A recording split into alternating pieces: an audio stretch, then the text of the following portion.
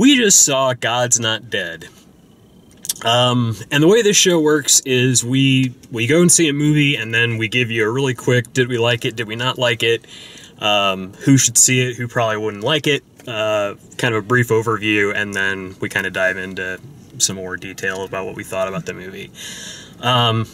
For myself, I did not like this movie. I'm not surprised by that. The trailer alone was enough to tell me that this movie wasn't made for me. It wasn't designed for me. I didn't know kind of how far away from what I wanted to see in a movie it would be. Just how, you know, if it was going to be poorly done, poorly executed, or not, you know, and I found it to be technically well done. It's a well-made movie. You know, there's a lot of different characters. There's more sort of content than you would expect. It's not just, you know, the kid versus the professor. But none of it's better than that. Like, it's all it's all kind of a mess in every other sense of things.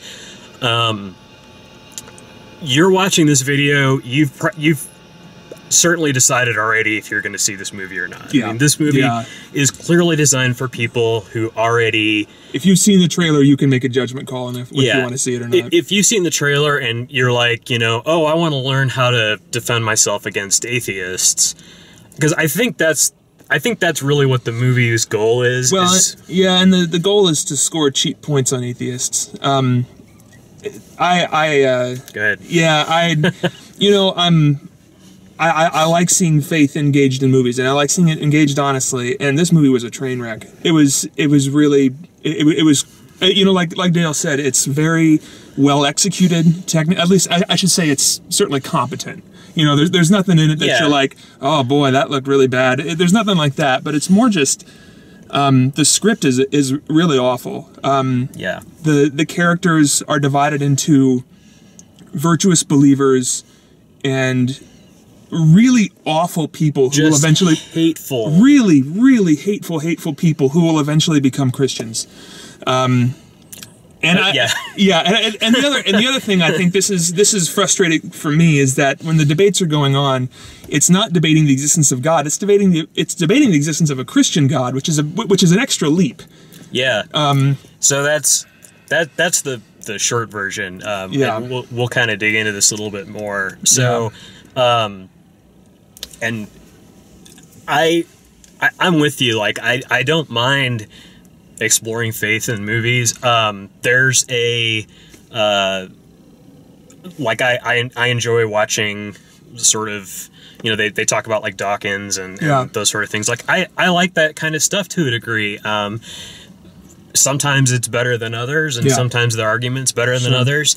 But the movie makes a couple of really poor choices, and the audience that we saw it with we were surrounded by people that wanted to see this movie and were cheering and clapping. They were there with their churches for all that stuff. The Duck Dynasty guy showed up and said, if my show offends you, you can change the channel. People cheered. And half the audience said amen. Yeah. They said amen to the guy from Duck Dynasty. The guy from Duck Dynasty. Well, you know, and what I really liked about that scene is how the lady interviewing... Now, the lady who's interviewing him is talking. She's like this... She has access to everywhere, mysteriously. She just appears and interviews really famous people. She interviews, well... famous Christian people, you know. Right. And she just appears and starts asking questions. And she's asking him, you know, you think of Duck Dynasty, you think of, oh man, that is kind of controversial. I bet there would. And she starts asking him about the controversial aspects of, how do you feel about being part of a business that kills animals? And I thought to myself, I don't think that's the controversy people are thinking about with Duck Dynasty.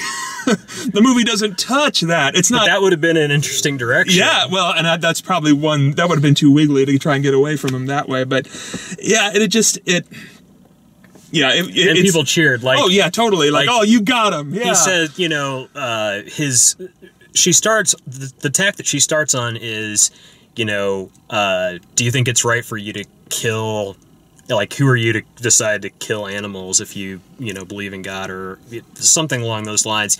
And, he's basically like, well, if I aim at it and I shoot it, it's dead. It doesn't suffer. I don't shoot to wound. I shoot it and I eat it. Yeah. And everybody in the theater's like, yeah. And I'm like, what? Who's this guy? You people haven't shot anything in your life. Like, but that's probably not how true. is that? But how is that like? I don't know. That's like such a relative like. Yeah. But shooting ducks is cool because the Duck Dynasty guy said so. Right. He's on our side, right, guys? Well, and she was bad because you saw her bumper stickers and she clearly was a believer in evolution and was a vegetarian, and you knew she was evil. Because no Christians can be vegetarian and believe in evolution. So the Duck Dynasty thing, like that wasn't like a prevalent part of the movie. He appeared twice. He showed up twice. All of 90 seconds of screen time, maybe. So it's a commercial for this band. I want to mention the Newsboys. My youth group upbringing, I listened to a lot of Newsboys. It's not that's not the Newsboys anymore, man. This band formed in the 80s. Okay, this is like getting someone like U2 to be in a hip teen movie now, or or someone like U2, or a band that is old and well past their prime. Right. And so that's one of the funny things. There are no original plays in it. Yeah, it's worse because there are no original members. They have it's one of these dinosaur bands that's still kind of moving on. And so that was another funny thing about it.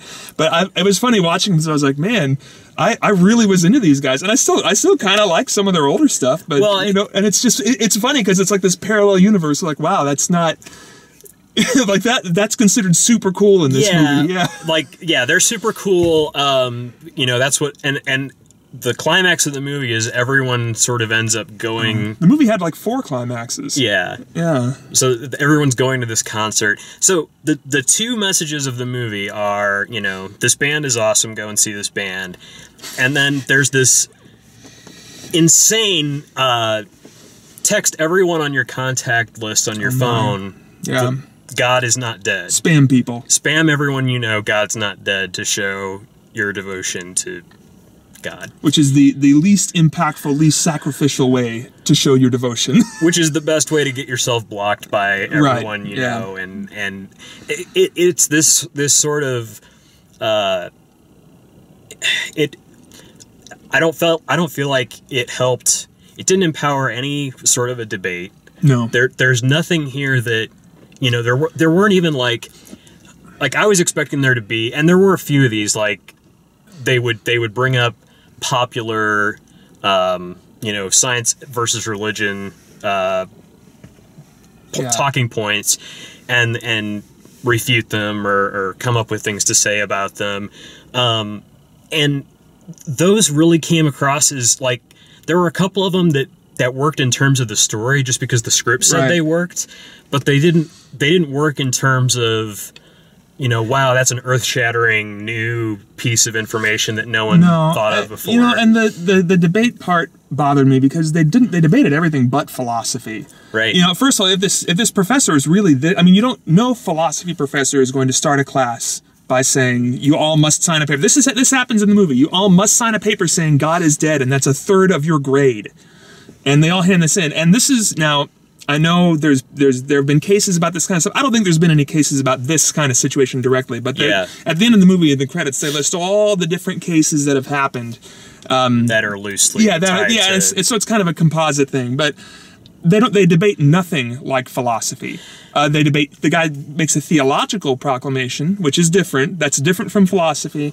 And then they discuss what scientists say. Like, what does Stephen Hawking have to do with theology and philosophy? I mean, he's a scientist, and I think that they was all the way around the barn and not really grappling. When he started, because what the trailer makes look like the center part of the movie, and it is pretty central to the story, is the protagonist, whose name is Josh Wheaton, not Joss Whedon, Josh Wheaton. That was really bugging me. I heard it the first time, like, Joss Whedon? Joss Whedon's definitely an atheist. Like, I don't think this is about Joss Whedon. He refuses to sign the God is dead piece of paper, and so he has 3 20-minute lectures to convince the class to side with him, or he's failed for a third of his grade. And he basically decides to do it in the form of a mock trial against God, which is just not the way to have that conversation. No, it's not. You don't debate God based on evidence. You debate God based on belief and theology, and Yeah, and the other part of it, and this is a real struggle that I've seen a lot of Christian movies in my life. Some merely mediocre, some pretty good, most of them pretty awful. And a real challenge of a Christian movie is that any matter that's spiritual, faith-based, that relies on that sort of real world kind of supernaturalism is very hard to convey in filmic language, because it looks like someone just thought of something. Yeah. It looks dishonest and unrealistic. And I don't say that to say you shouldn't try to tackle that, but it's something that a problem with a Christian making the movie is that a Christian's going to say, oh, this is just what happens and we'll go with it. Well, if they don't see it with the eyes of how it's going to look to someone who's not a Christian. And there was a lot of moments like that where it's just like, oh, so they just happen to be there. They just happen to do this thing. I want to say one thing that bothers me more the more I think about it. Everyone who's a believer in this movie has someone who's oppressing them in some way. And that eventually comes around in some aspect, or at least is presented with this opportunity to turn themselves around. The only exceptions are the two people who aren't white. Is the Chinese dad and the Muslim dad, neither of which have any kind of... They're basically there to be opposition to characters who are kind of poorly written in the first place. Yeah. And that's awfully... I think that's unfortunate. As someone who's deeply involved in an international church, the problem is that that's just not the face of the church too much anymore. Well, and I really had a problem with, it's one thing to try and make a movie to debate God in 100 minutes, and then also throw in, oh, by the way, we're not talking about the Muslim God. Yeah. And oh, by the way, we're not talking, it's this very specific... It makes a big leap there. And where I think it also is interesting, there was an article that I read, I was looking just for any sort of review, basically, of this movie, because it this is the first, I think tonight's the first night that it's showing anywhere. Yeah. But there was a New Earth Creationist website, New Earth Creationist, Young Earth Creationist, Creationist, like creation.org or something like that, and they had reviewed the movie. It's like Answers in Genesis or something like that. It wasn't that. Okay. It wasn't that group. It wasn't somebody I had really heard of before. But they actually, I really appreciated the way they wrote they basically said, we wanted to like this movie, we wanted to recommend this movie, but it comes out and says that evolution is true, and we don't believe it. Yeah. Well, he starts from the Big Bang Theory, and 65 billion years ago, and all of that other kind of stuff, and so it's already you just keep dividing and dividing and dividing down to this very small group of people that are not only believers in God, but Christians, and also white middle class Christians, class Christians, and not young Earth creationist Christians. Yeah, I was when I saw that part of it, it's the deal with evolution in popular culture. It's kind of a slippery thing, because most people have they use the I forget what the drawing is called, where the ape and then the slightly less hunched over ape until it's a man. Link. Yeah, and that's a really that's not a very good way to think about evolution scientifically. It's kind of fundamentally dishonest, and I should say it's not scientifically very, very accurate. And so it kind of goes in the slippery idea of just suddenly all these species appear, and it's well, that's not really what happened. It's this is the Earth's population has quadrupled in the last in the last 200 years. That doesn't mean that suddenly just that's what happens when you have increased biodiversity. It ratchets up, and I think that as someone, I think I took offense at it first of all when you saw the liberal atheist lady who was an evolutionist because she had a bumper sticker, and that's as much character development as she got on that front. Because she was an evolution. Yes, believer. and I, as someone who is a Christian who does believe in evolution, I was a little bit offended at that. Which the movie couldn't seem to decide. Like it was, they were talking in terms of like refuting the way the Big Bang worked.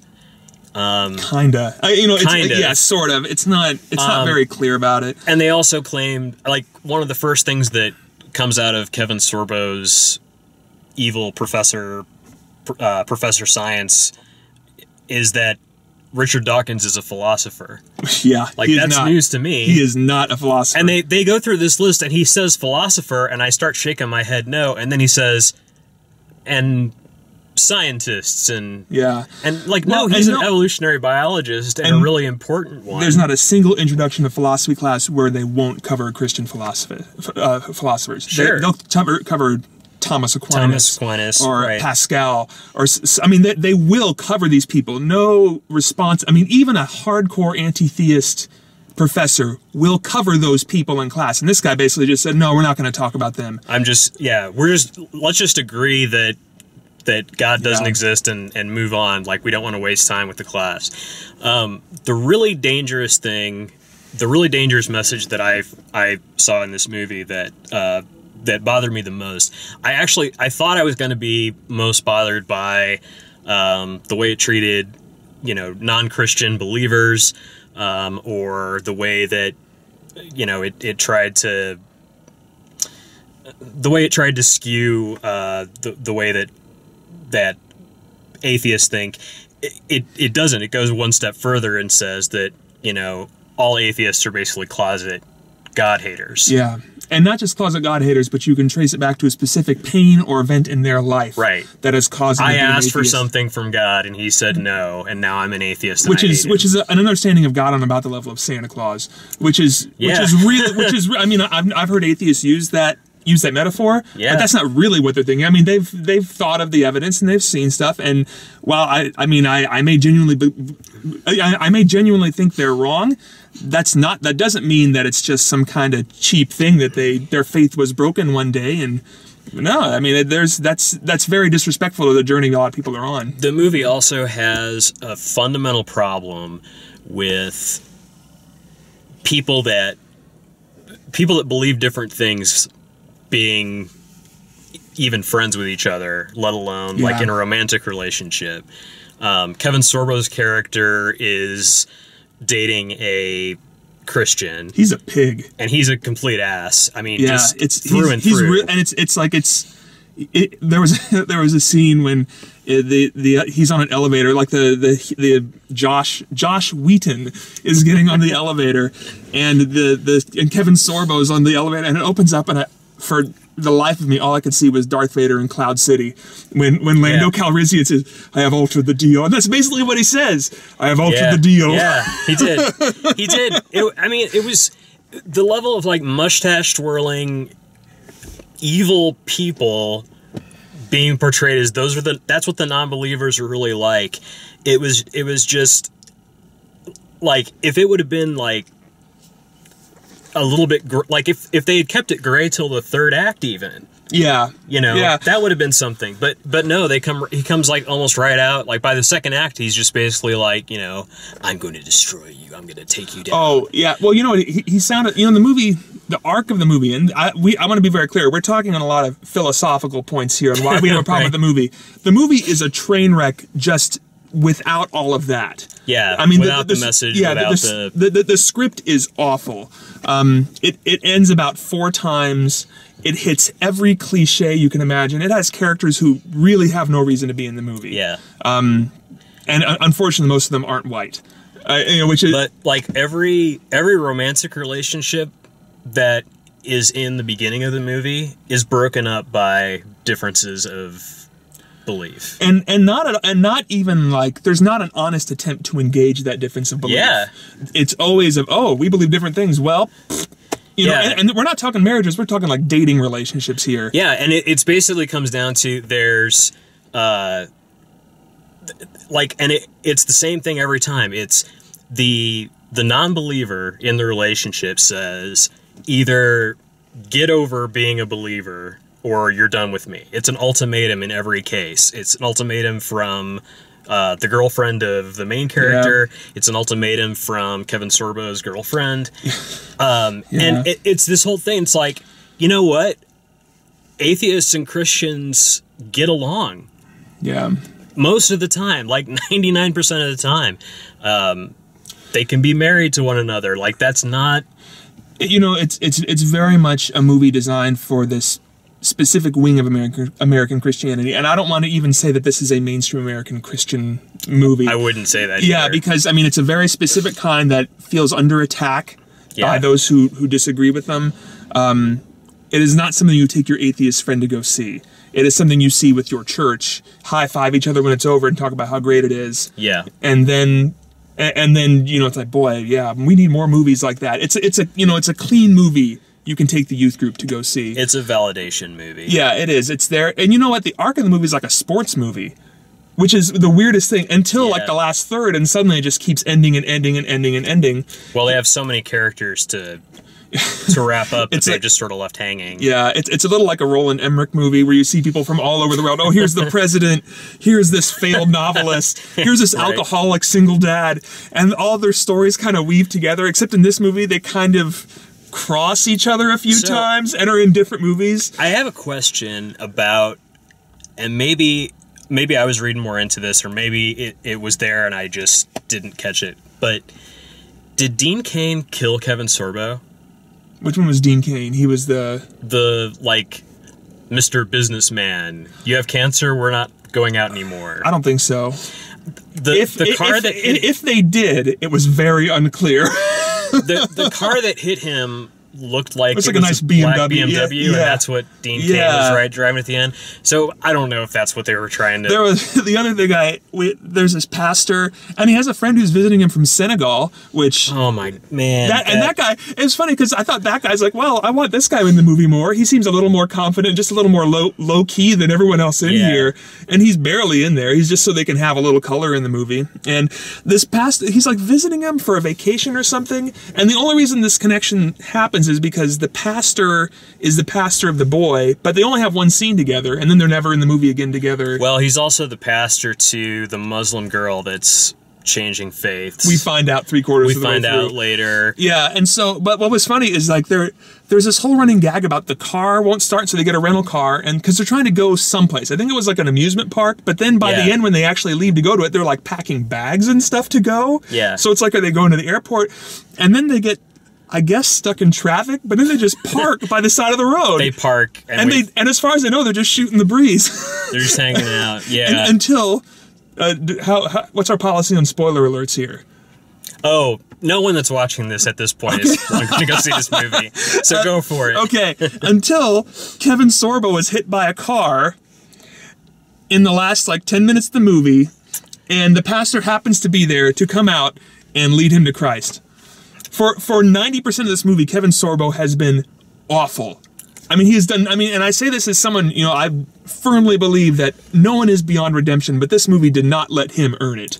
They just flipped a switch and he became a Christian. Well, and it's also another example of, in a moment of weakness, if I get what I want, then I'm cool with God, and if I don't get what I want, I'm not cool with God. Exactly. If he had said at that point, there's no way for him to know, if he's going to heaven or not. So he just says, okay, well, I'll go along with this and convert. He has this deathbed conversion. The movie is relentlessly tone deaf to how things will look to non-Christians. I mean, it's I say that, and that's why I say that it's for Christians to go see together, because they'll see it and they won't think it's weird. They won't talk about the Holy Spirit or prayer. And these are the kind of prayers I hear in church. I mean, it's not weird stuff, but it's it's given no context for the viewers. The viewer, it's for someone who wants to go and spend an hour and a half in the world that they wish they lived in. Yeah, it's a fantasy of. Yeah, it is, and that's the nature of movies. But again, it's dangerous when you're talking about something like this, because it's because then you'll try and engage someone that way, and no one in this movie responds to anything the way a real person would. Right. When Kevin Sorbo's girlfriend leaves him, it's like, she makes it sound like it's because of the faith thing. Are you sure it's not because he's a sexist jackass? Right. I mean, because he's really terrible to her. He's making her, run around, do household chores and everything. He's insulting her in front of all of his colleagues, right, who never stand up for her because they're atheists, I'm sure. Right. All philosophers are atheists in this movie. If you are learned, no one that bothers me. No one in the school ever stood up for this kid at any point. He had no advocate within the school. Well, as far as I know, there were really no characters besides the professor. Were there any positive female characters? The ones who they end up kind of being victims. The girl who Kevin Sorbo's dating and the Muslim girl, who are kind of, I should say the girl who's dating Kevin Sorbo stands up for herself and leaves him. Yeah. Thankfully. Good. I mean, because he's clearly abusive. I don't know why she would have stuck around with him for that long. But I mean, there weren't any strong female characters, certainly. No, it was all men. The poor girl who had cancer, who I don't think she actually interacted with any of the main characters. No. It's like someone is dating someone who is son to someone who is friends with someone, and that's the connection these people share, and they're all in the same movie together for some reason. It's just sort of a loose excuse to have them in there. It's like the African priest guy who's just like, his whole job is just to smile and say, God's always good, right? Yeah. All right, man. Yeah. He's like the Rob Schneider of this movie. Just like, you can do it, man. Yeah. He's there for inspiration. This is a problem, is that it's treated as it's given the impression that it's a religious debate-based kind of movie. It's an inspirational movie. Yeah. It's a movie meant to inspire. It's a movie meant to swell with emotion, stand up and cheer, and go on. It's meant to prop people up. Yeah, it doesn't engage very honestly with the debate. And the unfortunate thing is there's a lot of Christian thinkers and authors they could have gotten along for something like this. Sure. But the problem is they might not have been quite as palatable to the more, mainstream evangelical Christianity. Well, and the specific niche that they're going for. Yeah, like the Muslim girl is listening to Franklin Graham, who's awfully conservative, and maybe, and I don't say that as, but, there's there's a whole spectrum of Christian thinkers who would be considered mainstream, evangelical Christian thinkers who would be better in that case, or just, it's different.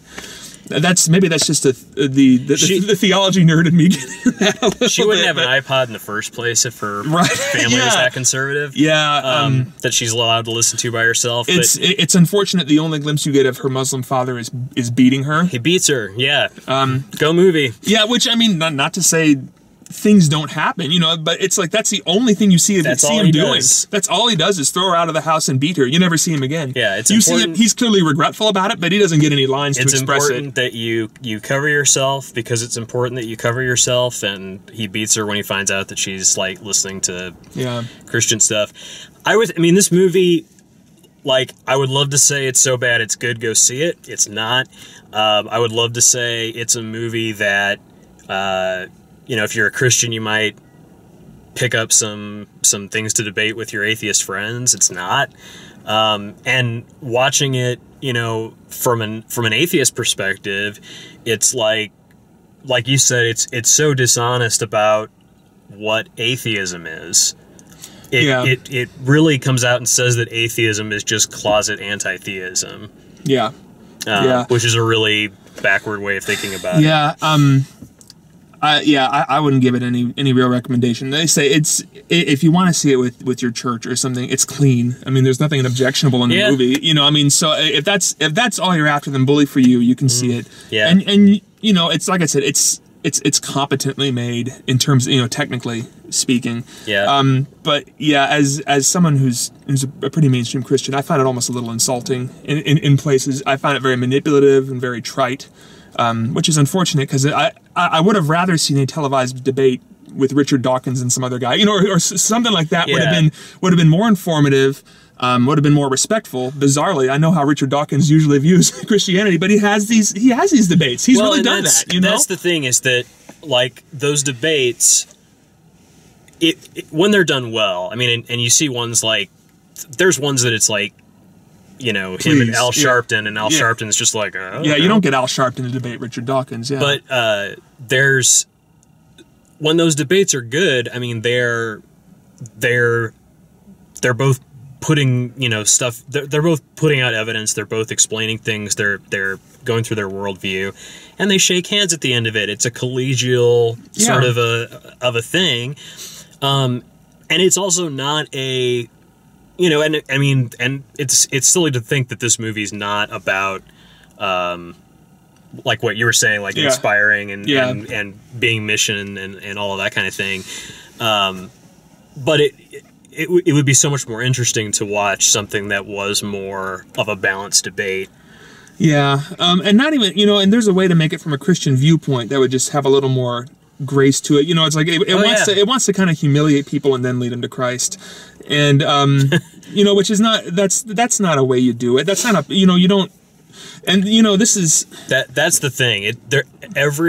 So even the Christian characters have this level of sort of smug, and the audience had sort of this like, we're relishing in them getting their comeuppance. Yeah, I think the movie fed the audience, and the audience was definitely feeding into it that way. I'm not sure the characters were necessarily conveying that, but the characters, I mean, they weren't pushed too hard for the most part. Sure. You know, I mean, it's they exist as much as they need to, and then the movie doesn't. It tries to be very clean about something. It's very messy, and it's very very nuanced, and it's not comfortable with nuance. Yeah. And it's not comfortable with that. You know, it's not comfortable with that ambiguity. And there's got to be ambiguity.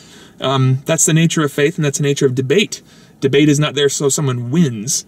You know, I mean, like it's not. You know, I mean, they score debates, but that's not really the point of that kind of thing. It would be so much more provocative if it left you asking questions. Yeah, and it'd be so much more provocative, and probably, I mean, if the point is to have this as a ministry tool, it'd be more effective as a ministry tool, frankly, if it was more provocative.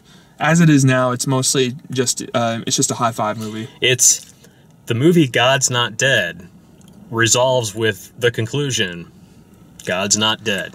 Send it to all your friends on your cell phone. It's true. Thanks for watching. Thanks.